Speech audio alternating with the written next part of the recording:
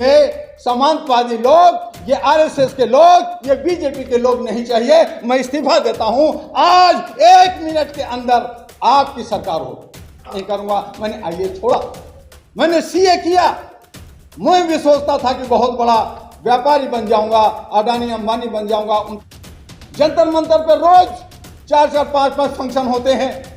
कभी आपने देखा कि वहां ब्राह्मण लोग धरना दे रहे? कभी देखा कि वो हक मांग रहे? हम हक मांगते रहते हैं, लेकिन हक लेना नहीं आता।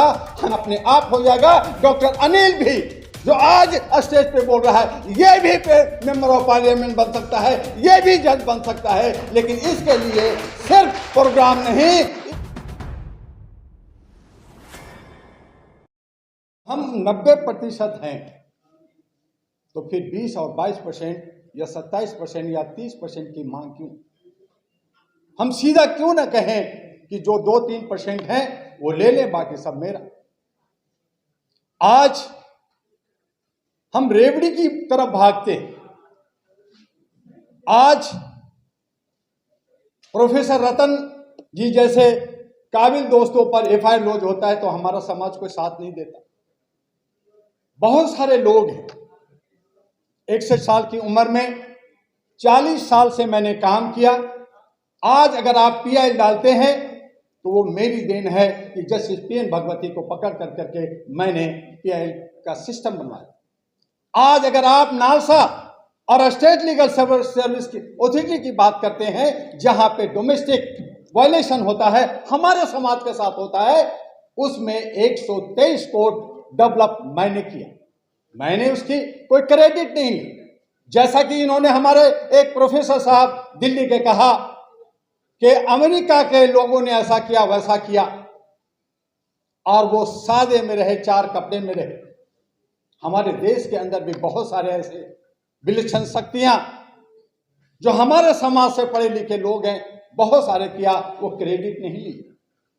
आज हम क्रेडिट की बात करते हैं, आज हम रिजर्वेशन की बात करते हैं, आज हम रोस्टर की बात करते हैं, आज हम आर्थिक और इकोनॉमिक जस्टिस की बात करते हैं।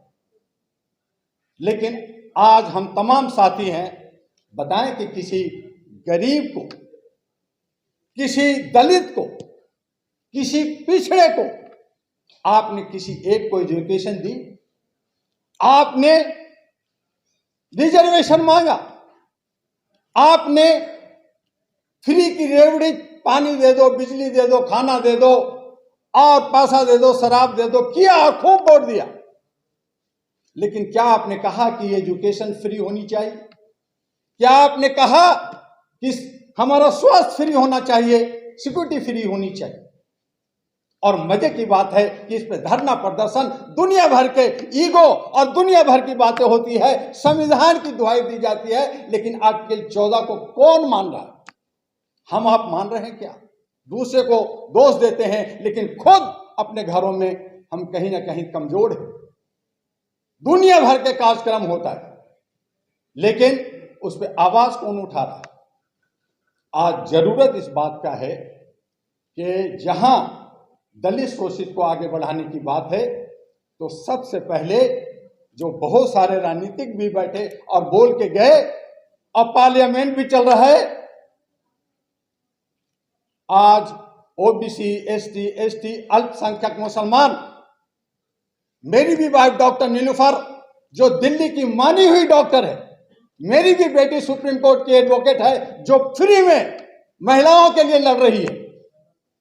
मेरा एक बेटा डॉक्टर कर रहा है। मैं भी एक छोटे परिवार से आया, 7 भाई, सभी ग्रेजुएट और पोस्ट ग्रेजुएट है। मैं खुद 1987 में इसी व्यवस्था की वजह से, क्यों और कैसे, वो बात का विषय है, लंबा हो जाएगा। जैसा अनिल साहब ने कहा, मैं उस पर बात नहीं करूंगा। मैंने आईए छोड़ा, मैंने सीए किया। मैं भी सोचता था कि बहुत बड़ा व्यापारी बन जाऊंगा, अडानी अंबानी बन जाऊंगा, उनके एडवाइस भी किया। फिर लॉ किया। मैंने कहा यहां झूठ बोलने का दुकान चलता है। मैंने प्रैक्टिस नहीं किया, लेकिन मैंने जुडिशियल को पूरा योगदान दिया। मैं उसकी बखान नहीं किया, लेकिन जब कहीं बुलाते हैं साथी, मैं यहां बुलाया गया तो आया, और वहां पे जब भेदभाव देखता हूं तो मेरे सीने में जो है एक कसक होती है।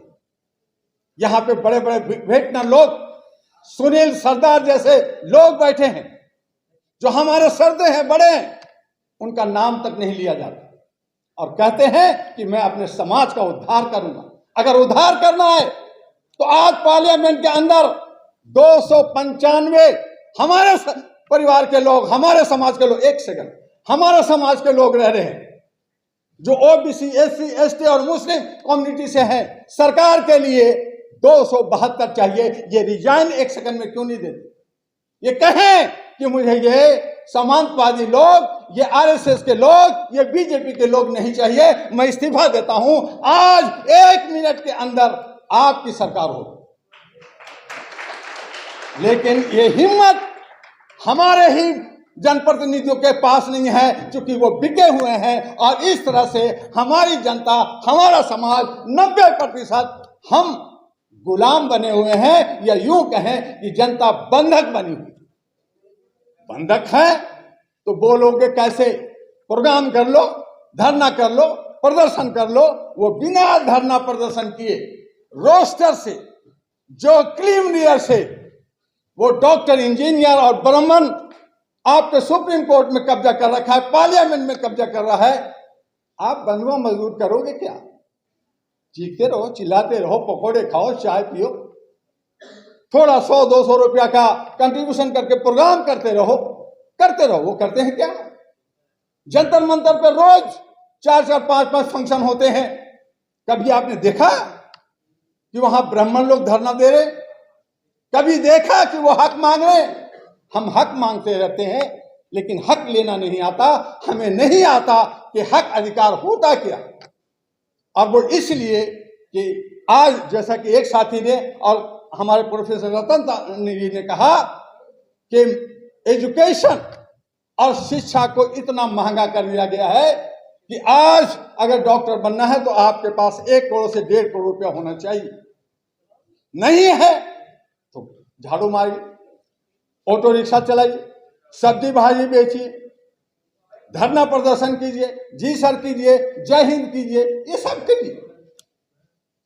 इंजीनियर, डॉक्टर बनने के लिए पैसा चाहिए। इसलिए एजुकेशन और शिक्षा मुफ्त में होनी चाहिए, और ये सब हमारा समाज चाहेगा तो वो उस दिन आ जाएगा और हमारी सबकी डेवलपमेंट अपने आप हो जाएगा। डॉक्टर अनिल भी जो आज स्टेज पे बोल रहा है, ये भी मेंबर ऑफ पार्लियामेंट बन सकता है, ये भी जज बन सकता है। लेकिन इसके लिए सिर्फ प्रोग्राम नहीं, इसके लिए हमें एक और एक दूसरे को समझने की जरूरत है। जय हिंद, जय भारत।